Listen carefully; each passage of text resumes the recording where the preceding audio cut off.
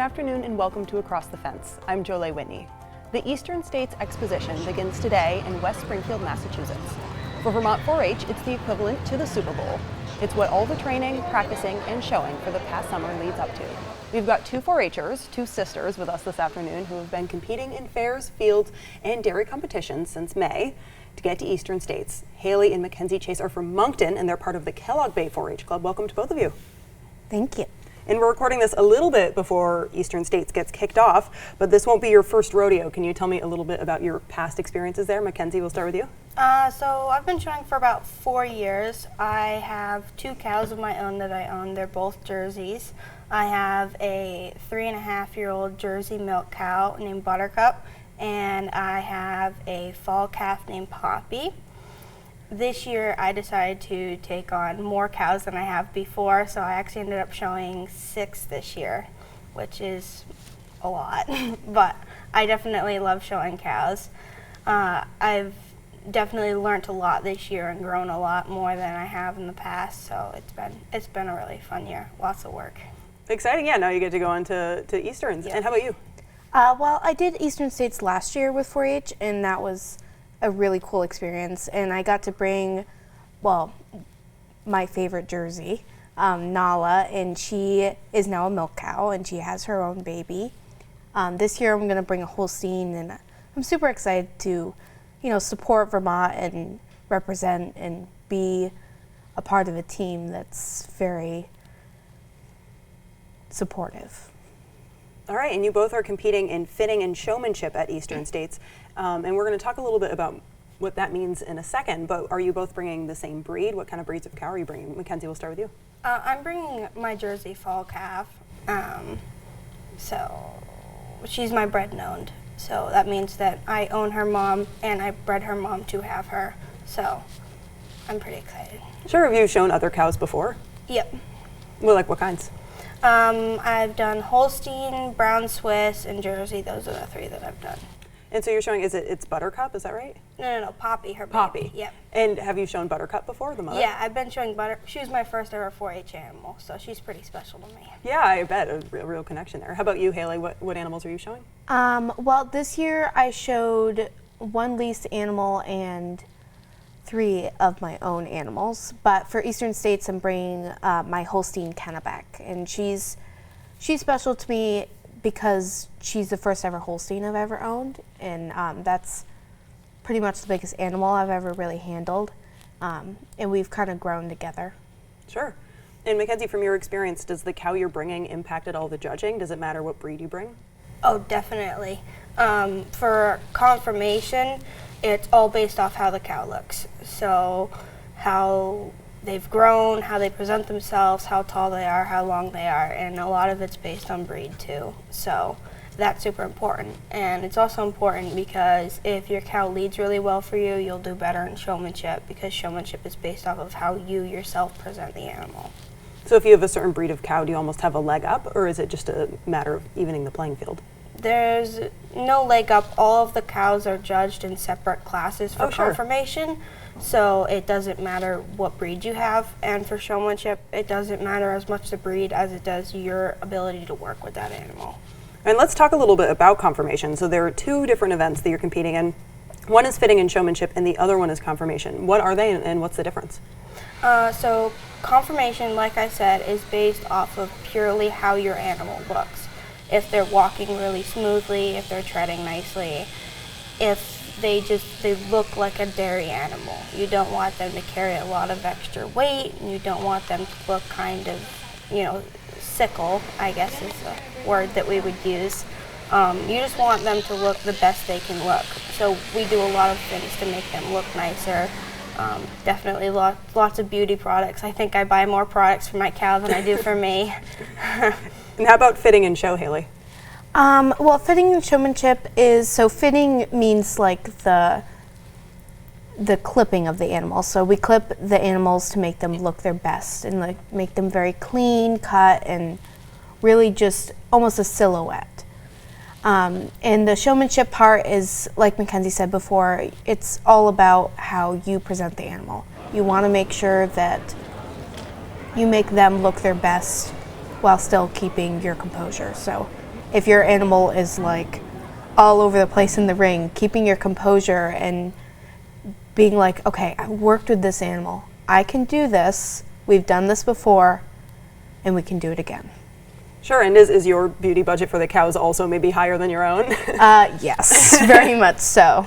And is it a really time-consuming process, kind of maybe beautifying the cows before show day? Oh, extremely. Yes. I throw my hair in a messy bun, and my cow gets about an hour and a half of touch-ups. Definitely. I mean, we do the initial clip, but then we'll take a clip when we're going in to bring them into the ring before, and we'll just run the clippers over and over and over because we want to get every single stray hair. I mean, you'll see kids, you know, with magnifying glasses out trying to get their top lines to look perfect. It's very technical, and these kids take it seriously. Like, these kids are very serious. And are you always going to this level for every competition? You said you've been doing a good amount over the summer. Can you tell me about those?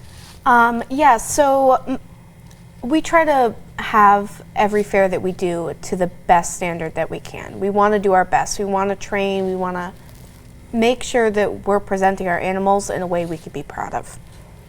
And how many have you been to this summer already, even preparing for Eastern States? I think we've been to 5. Yeah, we've been to 5 shows. And are those all over Vermont, or are you getting out of the state a little bit? We went out of state for 1, but most of them are in Vermont. Yeah. And out of the 2 of you, who do you think is more competitive?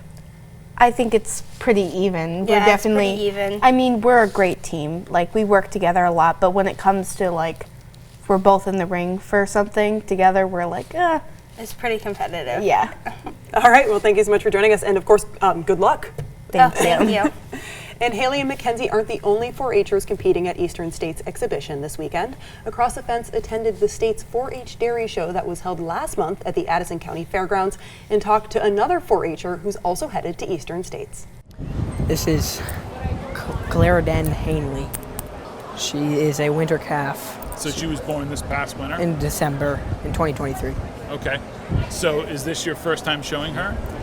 This one, yes. Today I did good in showmanship. I got junior champion showman.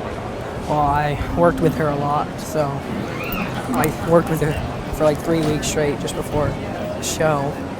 Keep her head up, set her up, which is her back feet like this. If the judge is on this side, her feet are like this, and the front feet are square. How about all the trimming and all the other stuff? Do you enjoy all that? I don't know if I enjoy it, but I do it. I like showing and winning. This is my 10th year showing. 10th year, and how does this cow stack up to the others? Well, she sets up very well compared to a lot of them that I've had, but last year I had another one that set up pretty good, but I'd say not as good as this one. How many hours does it take to train them to set up? I don't know if I can give you a number, but I mean, days, weeks, months if you want to, but Every day? A couple yeah, hours a day? especially before the show, every day. Probably an hour. It depends how hot it is because you don't want to get her overheated, I guess. Right. Well, I like the competition. Just being in the show ring with the judge, it's a good feeling. Talk to me about the judge. Is it intimidating? Sometimes, yeah. Ah,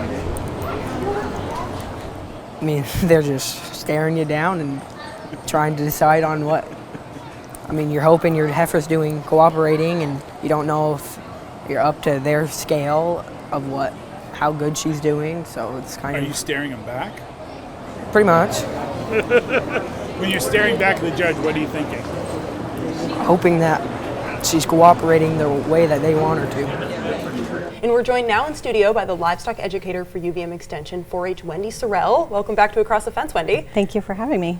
And I was talking to the Chases just a minute ago about how dairy competitions at Eastern States Exposition, but they're not the only 4-H'ers who are headed down there. How many other Vermonters get to go?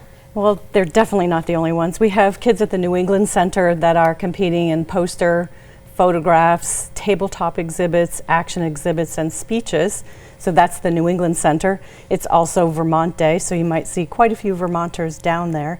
And then there are 30 kids going down with their cattle.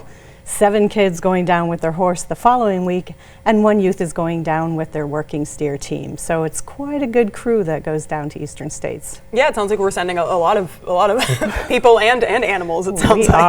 are. We actually have some video now. Dawson introduced us to Clarendon Hanley, which got us to look at some of the other names of the cows and competitions at the 2024 4-H States Dairy Show. We actually picked out a couple of our favorites, of course, Cupcake, Button Bay D Strawberry Sundae, and Ruthless Sky High Wishes. So do 4-Hers get to name their own cows, or do cows have kind of a certain designation when it comes to competition? Well, they try and follow the pedigree of the sire, which is the father of the animal, and you'll be able to trace lineage back that way. However, some of those names that you said are quite a mouthful, so they might pick like an everyday name.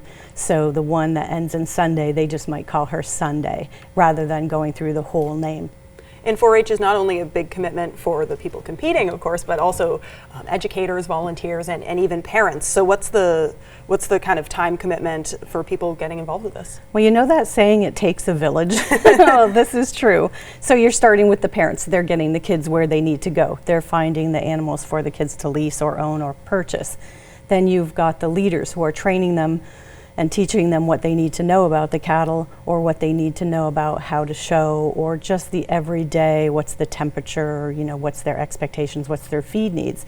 And then you've got the educators and the volunteers planning the events for the kids to go to. So it really does take a village to do, and it is quite a commitment on all parts of every person that's involved.